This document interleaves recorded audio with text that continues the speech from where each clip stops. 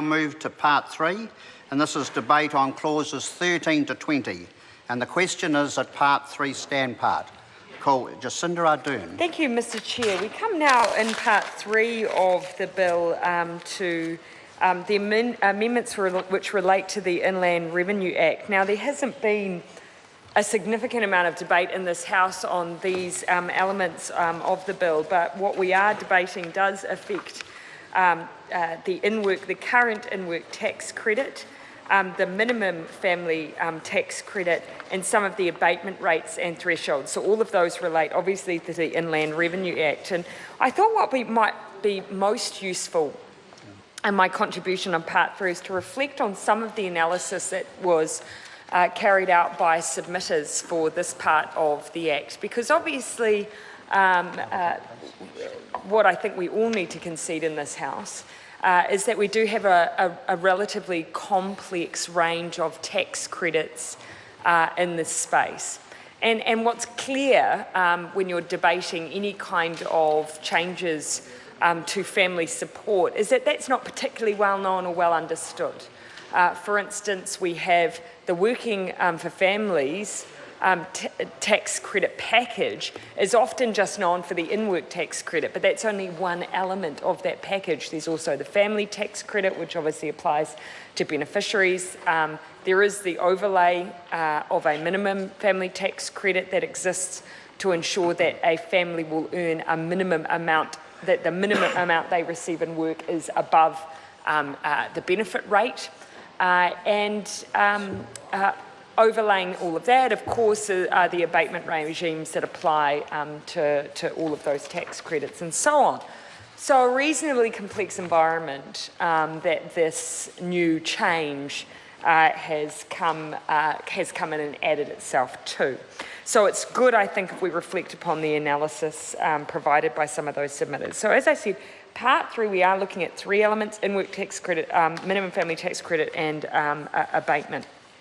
Now, when it comes to the minimum family tax credit, as I said, this provides a guaranteed minimum level of after-tax income to low-income families in full-time work.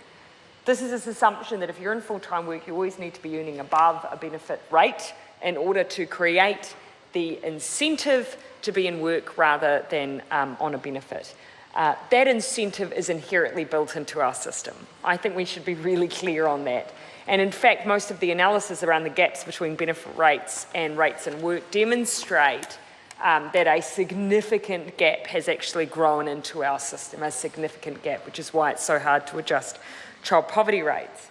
In fact, the analysis, I'd be really interested to hear the Minister's view on the role of the minimum family tax credit now, because the analysis by the Child Poverty Action Group suggests that we have about 4,000 families receiving that tax credit and roughly $12 a week.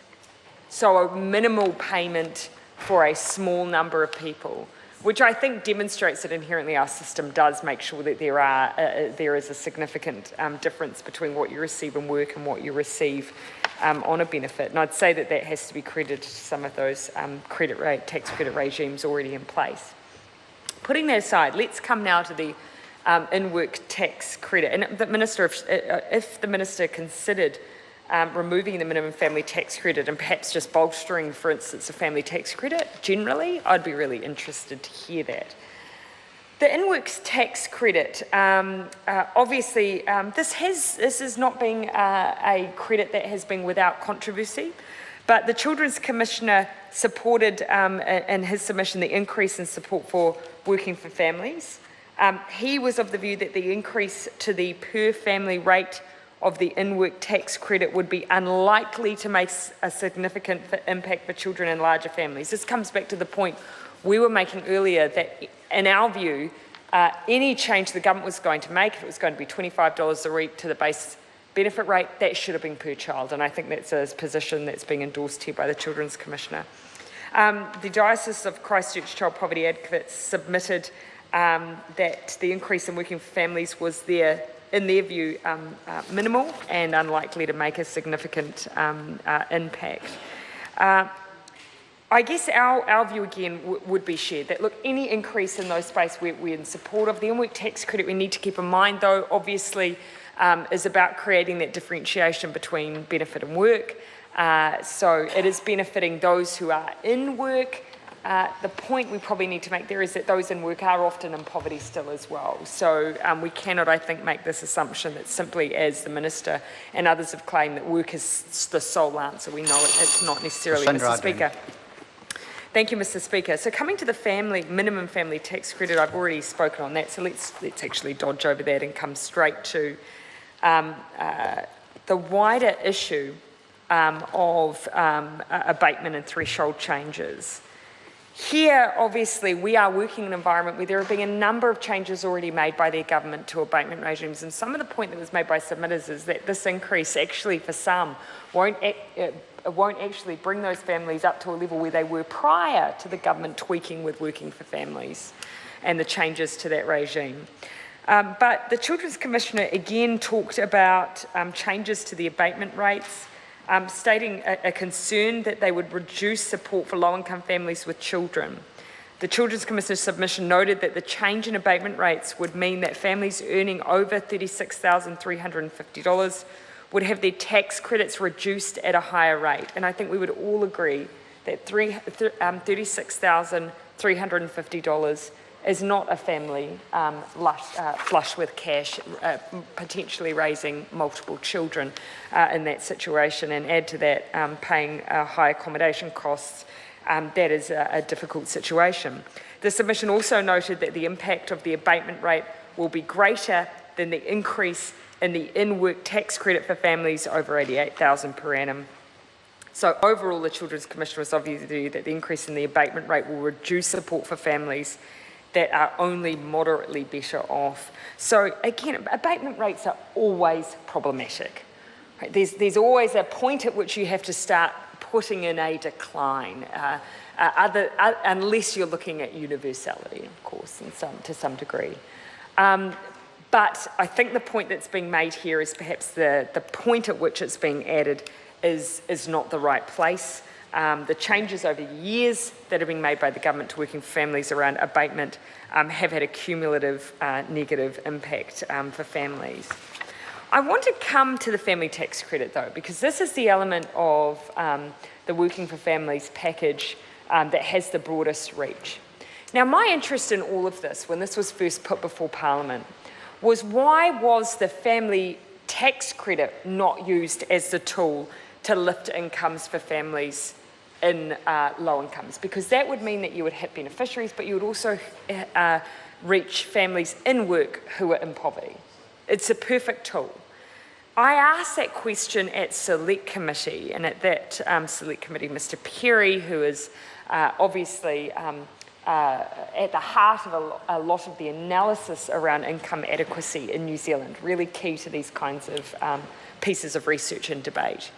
And the response that I got around why was the family tax credit not used instead of just a base benefit increase, the response I got was that the government presented a pool of cash that was available and that the package was designed around that. So rather than designing the package, rather than coming with an issue and saying, look, we want to reduce the severity and persistence of poverty for children in New Zealand, what can we do? Instead, we started with a different premise altogether, and I think that very much demonstrates why the design that we have in Part 3. And as has been summarised by the departmental report, submitters did propose that the family tax credit could be increased instead of the in-works tax credit so that all children benefit. But it's very clear in this part of the report, it states, in first developing the child material hardship package, officials considered the full range of instruments available to deliver increased support to children in poverty and hardship. This included a range of tax credit and benefit changes. Officials were tasked with identifying the most effective and efficient means to provide increased financial support that could be delivered by 1 April and within a maximum budget allocation of $1 billion over 4 years. Officials developed and refined various packages of measures to achieve the desired impact within the allocation and delivery parameters. Ministers then selected the option they considered best met the intent. best met the intent. The intent was do something by a certain date and do it within a certain pot of money. The intent that was never set out was who are the children we are targeting and why? Because if that was the case, we wouldn't just have honed in on a change to benefit rates. We would have gone for the family tax credit because that hits poverty. That hits poverty regardless of the source of income. You wouldn't then have to fiddle around with in-work tax credits and separately with base benefit rates. And that is the problem with Part 3. It doesn't use the most useful instrument. Cool.